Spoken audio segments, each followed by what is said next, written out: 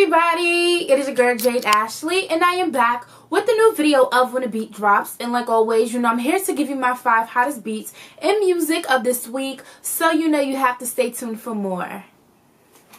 Okay guys, so let's dive into this week's beats. So my first beat of this week, I have to talk about this drama going on between Jay-Z and the estate of Prince. So a few weeks back, like probably like a month ago or something like that, news had broke that Jay-Z was, you know, offering to pay like around $40 million for like Prince's unreleased music to like stream it on Tidal and all of that.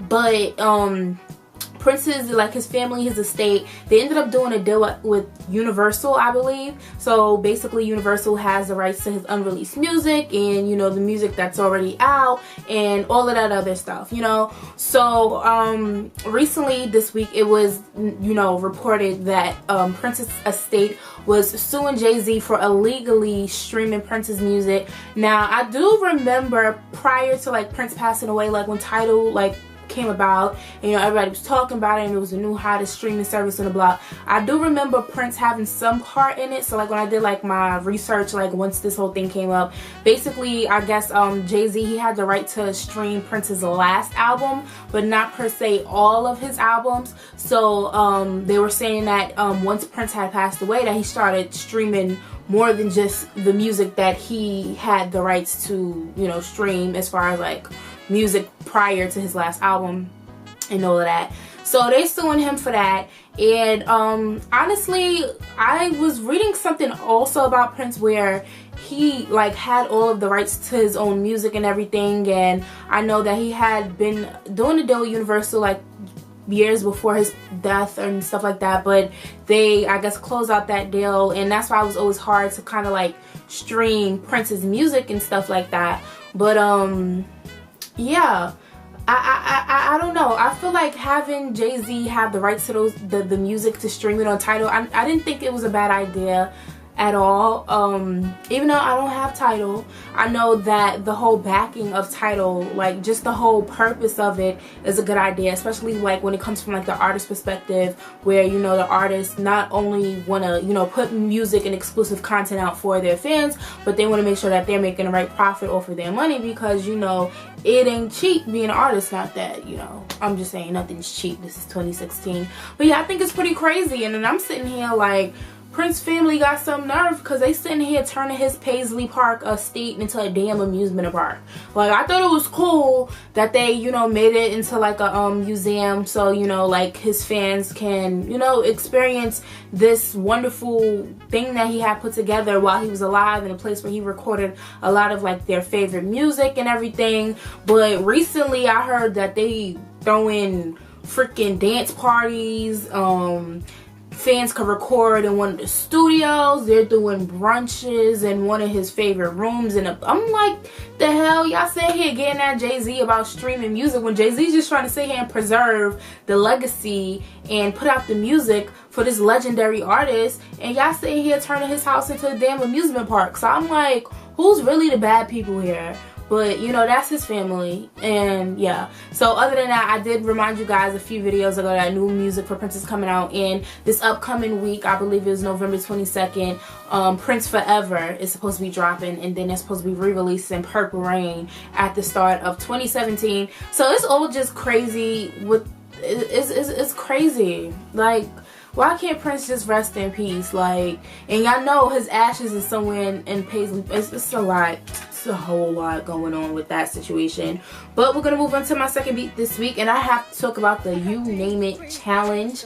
And literally within this past week, that's been what's been all over. You know, the You Name It challenge is, you know, taking the place of, no, it's the mannequin challenge and the You Name It challenge is two of the hottest challenges right now. But the You Name It challenge kind of came about, I believe Chris Brown was like the first person. He posted like this old video of Pastor Shirley Caesar, and, you know, she was he didn't make the video, but somebody else made the video. But by him reposting it, you know, obviously it got all the, you know, national coverage that it got and stuff like that. But, you know, she got the greens, beans, tomatoes, lamb, something, you name it, like all of this food. And then, you know, the internet, you know, everybody, they gotta sit there, remix it, remix it, make it their own and stuff like that. So the You Name It challenge is definitely something that's funny. I know people who were making like their own raps. Ace Hood, he made his own rap. People were singing to it. Obviously, like the dances, they'll make the videos. Like, it's funny. These are like the little things that I like about this generation. It's just funny. And you know, Thanksgiving is coming up, so you know, it's getting everybody hyped for, you know, the holiday season and Thanksgiving and stuff like that. So other than that, we'll move on to my third beat of this week, and I have to talk about Mary J. Blige. This week she made a visit to Good Morning America, where she finally kind of talked about her divorce. So we know a few months back, news had broke that she was filing for divorce from her husband, and then, you know, the whole rumors on what exactly happened, what caused her to, you know, basically file for divorce. And she, with her own mouth this time, explained why. She basically said what was her breaking point and why she decided to file for divorce after 12 years. And basically her number one reasoning was lack of respect. And there was no respect in the marriage, and she had it. She was talking to Robin Roberts, and she said, it just seemed like I was beating a dead horse, and it seemed like I was talking to a wall. I just wasn't getting it back. So if I can't get respect in the relationship, then I have to move on and save myself. And you know, I kind of sensed a little bit of sadness while she was like, I felt like she looked sad to me while she was, you know, talking about it. But, you know, she's dealing with it in her own ways through her artistry. You know, right now she's on tour with my dad, Maxwell. You know, her and my father, they tour in the country right now. And, you know, she has a new album coming out. She got a new single, Thick of It, which she also performed on Good Morning America. So I'm sorry that Mary's going through this. I know Kendu, he went like damn near $130,000 in spousal support each month. Like, it's just crazy, and I'm sad she's going through this. So but it's Mary. Like, you know, everybody's like, she going through a breakup, but you know that fire ass music is coming through soon. So I guess we can't wait for the album.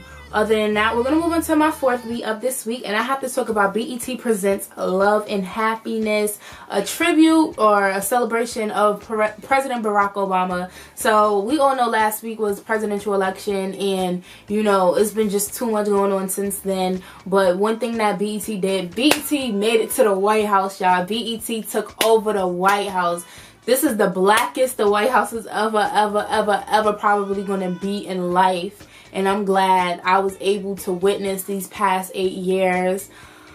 You know, last week wasn't my first time voting, so at least I could say my first time voting. I was able to vote, and President Barack Obama was able to be in his second term in office. This other time I voted, let's not talk about it. But, you know, focusing on the happy, you know, so BET, basically they were celebrating Barack Obama in the White House for like a night of music. They had all the dope real performers and singers and all of that. So, you know, the performance for that night was Jill Scott, BBD, aka Belle Biv DeVoe, Common and Yolanda Adams, Michelle Williams, De La Soul, Usher, Janelle Monáe, The Roots, and Kiara Sheard. Like, that lineup within itself, like, BET was really showing off and showing out for our president.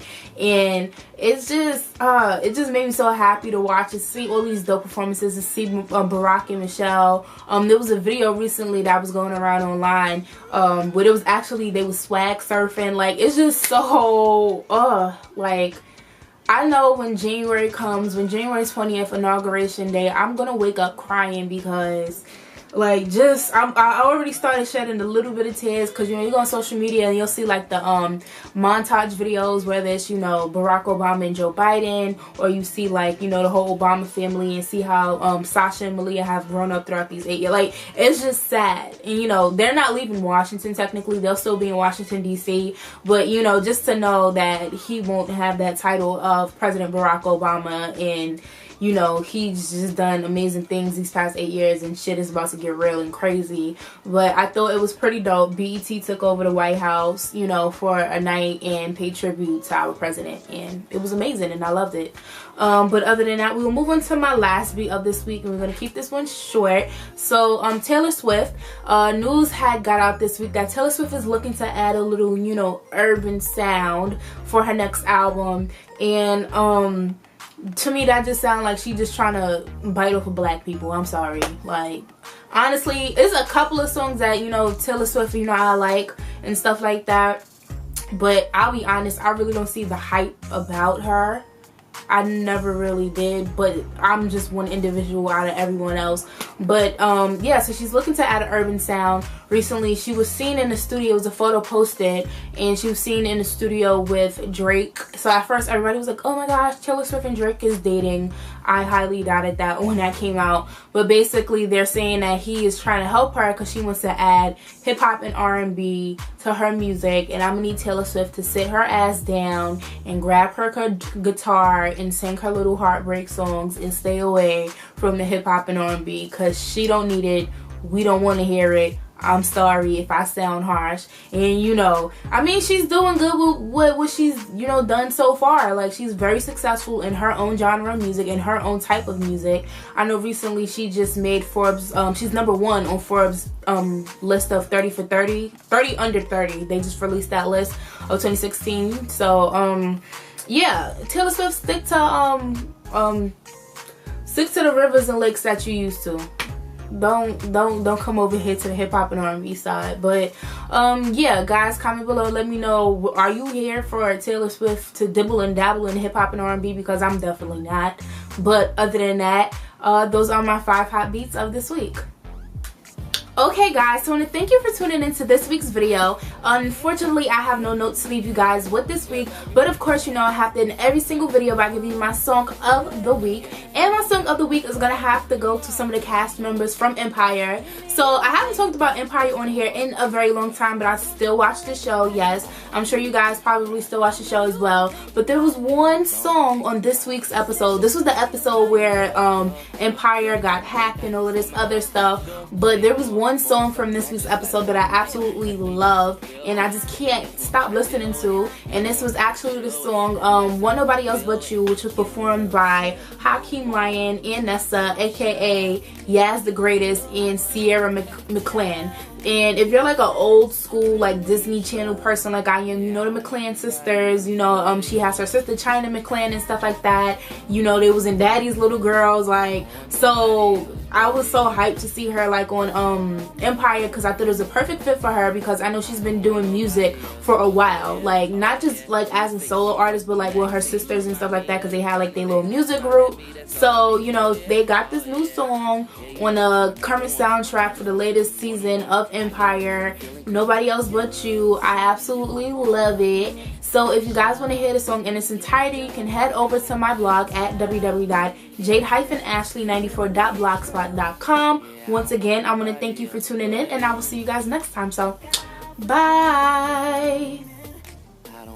Hey guys, thank you for watching, and don't forget to share and subscribe, and I will see you all next time.